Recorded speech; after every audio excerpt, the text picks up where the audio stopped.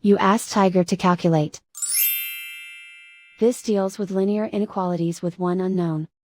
The final result is u smaller than 2. Let's solve it step by step. Group all constants on the right side of the inequality. Add 9 to both sides.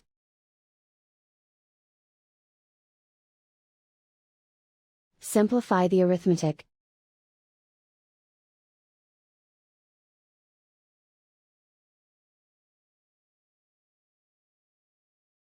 Isolate the u. Divide both sides by 8.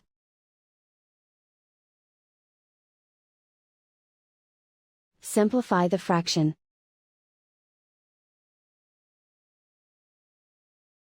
Find the greatest common factor of the numerator and denominator.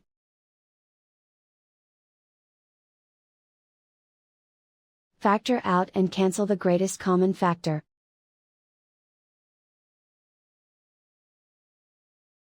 Plot the solution on a coordinate grid.